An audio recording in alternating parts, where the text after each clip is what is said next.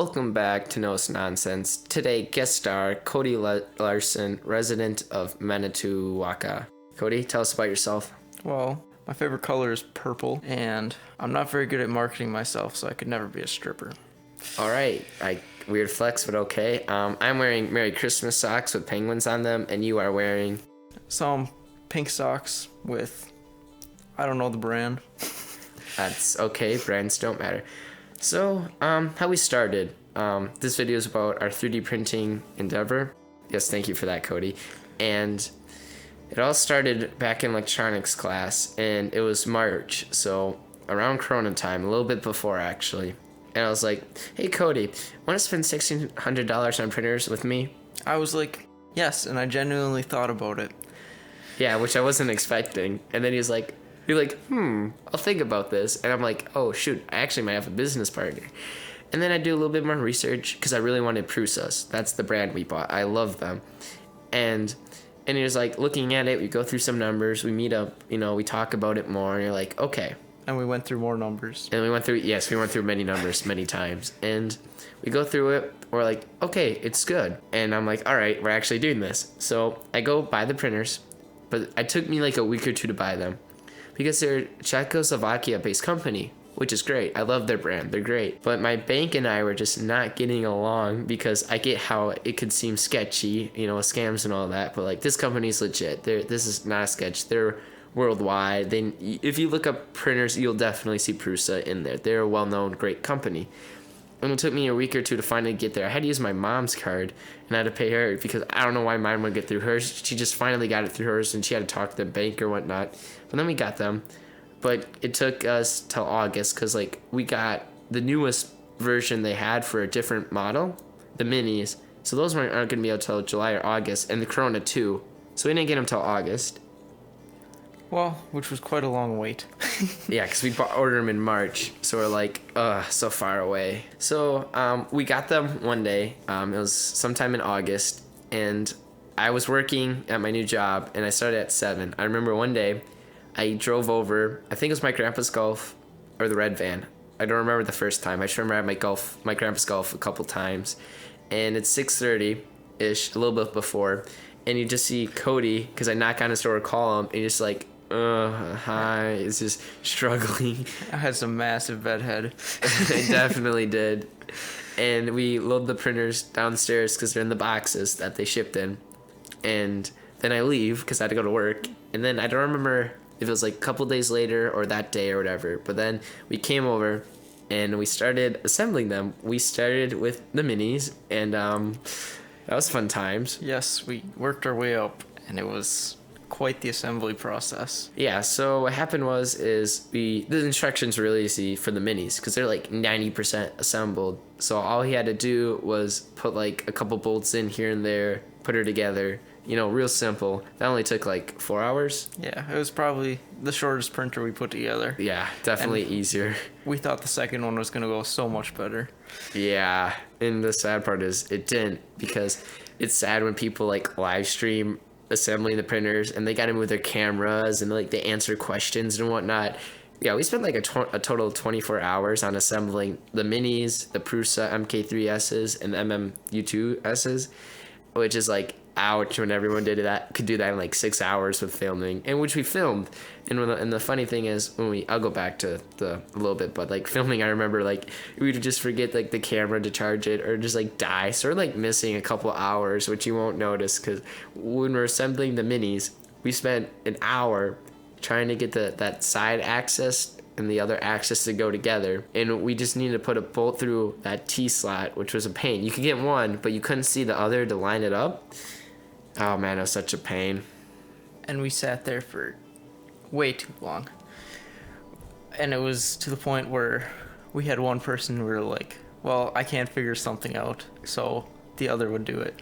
Oh yeah, that was throughout the whole thing. I remember I accidentally put on, because minis were pretty easy. We assembled them, went through the test, looked good, everything was looking great. And then we went to the MK3Ss. I remember I was putting on the Y-axis and the build plate that moves forward and back. You remember that? Not. It's It's been too long. And anyway, I was putting it on and I put it backwards, and I was like so irritated because it was a tight tolerance to like tighten the screw and get tension right. And I'm like, Cody, I spent an hour on this. Can you please do this for me? You know, I want to do it by myself. I just can't mentally do it right now. And then he's like, I got you, Noah. And then he did it in like 5 minutes. I'm like, I remember that now. It Yeah. was just like, it was like a big brain moment for me. and it's just, I was having an aneurysm. And then we got like 6 hours in, and then we didn't even get to like the electronics or the nozzle yet. And then we got to the nozzle, and luckily we opened the MMU2Ss because it had a couple different parts in there for assembly, the multi-material upgrade 2.0S unit. So we opened that box and realized there's a couple different components, and then we started reading from those instructions, which that wasn't too bad, but there's a couple parts that like I screwed up. Like I forgot to run a wire through a slot, and cable management is very important. Very important. If you don't have your cables managed, your printer's just gonna do some screw ups. Yeah, because if you like have a wire loose and it moves and it catches the wire and it pulls it out of the electronics unit, that's just bad gameplay. So yeah, we had that going on, and that wasn't too bad. I had like a couple strokes here and there, but it went pretty good. So and then and then electronics wasn't bad. It was a little tricky at times for that cable management we don't talk about.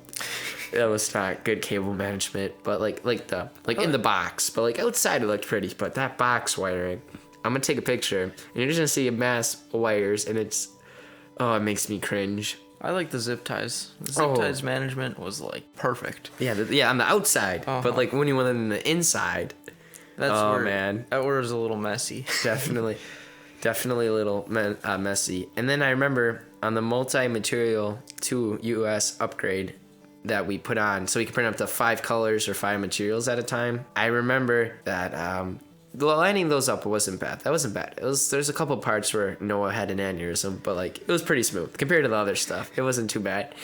But I remember your zip ties. You called it like the bug or whatever. I called it a bug because it looked like antenna. Yeah. And I was like, yes. And I'm like, Cody, cut those. And you're like, no. And I'm like, fine. And then we just, on the top of the printer, it has like 2 V antennas, and I'm like, okay. And I just slowly died, but that's fine.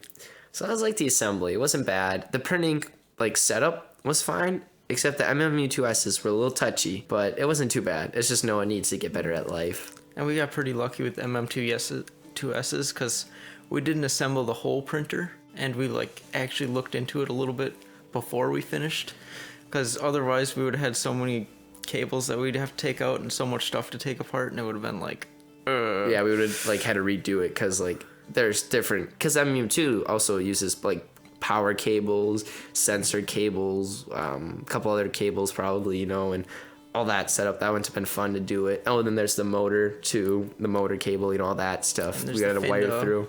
The Finda. Finda was, I didn't like the Finda. Finda. Which one was that? Was that the? I always get one on that's the one on the multicolor. Yeah, the filament sensor. Yeah. It wasn't bad, except I remember lining it up the first time. I was like really far out there, and then the second time I was like really close. But then like the third time I got it, which took like 10 minutes to adjust. But like it was no bueno sometimes. And I remember I was a little aggressive tightening on the MK3S, and I shot a corner of a plastic piece, which was my fault. I got too aggressive because I just over tightened, and you can't do that on plastic, which I should have known. And then I don't remember how, but somehow I broke another piece. My fault. It was like the electronics, like, it looks like a half circle, and you put them together like a hose clamp almost.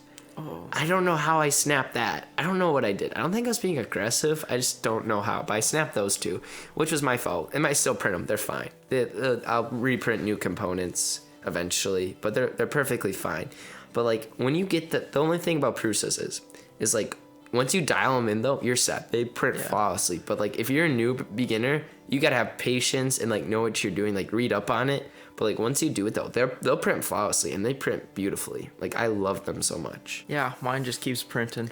Yeah, I'm struggling because my material MMU2S, the material guy, Somehow I have it too tight and too loose. It's just not extruding. And then you said though, it could be the way the tubes go out the back, which it probably is, because it's not the most ideal. But like in my house, I don't have a shelf or anything to put them above or below to have like a smooth enter exit. And I'll look into it more, make sure, and like, because I got to start print some stuff.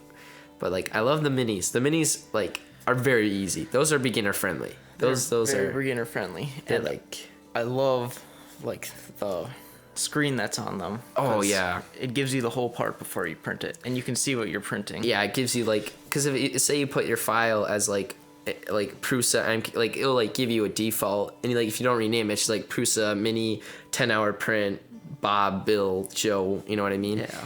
And then like you click on it and it gives you like, yeah, that little icon of what the part is, and they're like, oh, that's what I'm printing. Yeah, I like that feature. Whereas the MK3Ss are just like what you have on your stove, that kind of digital display with it's just not as good, which makes me sad. I might upgrade that, but we never got Raspberry Pi going, but we gotta do that one of these days, so we can print out of our homes remotely, and we can put a camera on it, and then we can check how our prints are doing. So we should really get on that one of these days. Slap on that Octoprint. Octoprint, yeah, that's where it's at. Printing anywhere, anytime, checking on it with the little camera boy. And then we can actually start up the printer if you do it right. So you can like turn it off, turn it on, move the axis. You can do like everything we do if we were there, but like on your phone, on your computer, away from your printer. It's really cool. I want to do that. I should probably do that.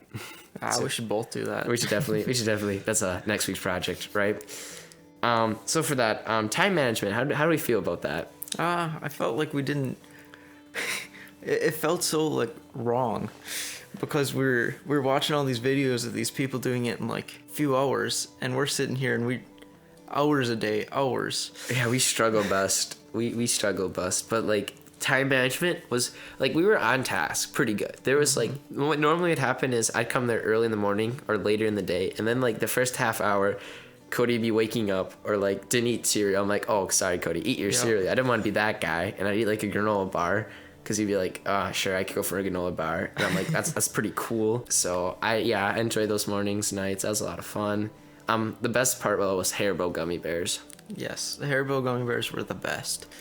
I would say they definitely toned down the project to the point where it was actually manageable after you wanted to freak out. Like, because in the book, it'd be like, now it's time to eat your Haribo gummy bears. You can eat like 2. Like the minis, there's like 10 in there. But like in the MK3Ss, there's like 50. And you just saw Noah take like 10 at a time just to get through it.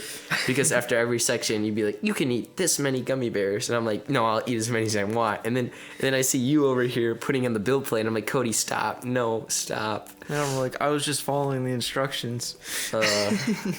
Because there were instructions to eat the gummy bears. Yeah, and like certain times, certain amounts. It was funny. Yeah, and that's just like them. That's like their little thing they like to do. They're just Haribo gummy bears. Every printer they ship has Haribo gummy bears, and like I just like that character because like they are industrial. You know what I mean? They're like pumping out products, but like when you have a little like touch like that, it just feels good. You know what I mean? And they make like thousands of printers. You know, I don't know how many a day, but like.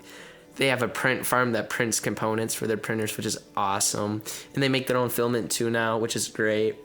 But like, it's just nuts what they do. And I'm glad that they have that little personal touch. It just makes me feel like a valid customer. Gummy bears were definitely my favorite part of the whole thing. Even though that we were pretty excited to get our printers up and running. The gummy bears made me smile, definitely. I love Haribo gummy bears too. The sour ones are super good too. Oh. I might have to buy some now. Those are good. But I remember when we were filming that, and when we saw that frog in the window.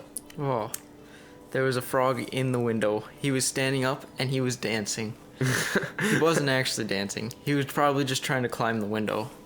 But we were in my basement, so it's just like one of them windows that you're looking out, and it's how do I explain it? It's in one of them little shoot things. Like a window collects the leaves all the time. Oh yeah, like the little side boy that's like a 1 by 2 foot window space. Yeah. You know, some small windows. And you just look up and there's a frog dancing in the window.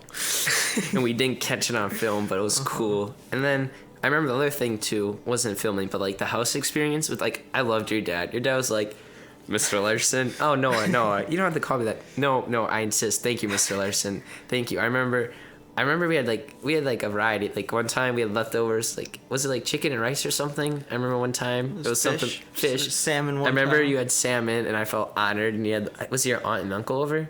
It was someone in your family. I remember. I just can't remember who. I don't remember that. I remember like, or it was a different time maybe. I just remember you had family over that one time. Like, oh, thank you, nice to meet you, and like your dad.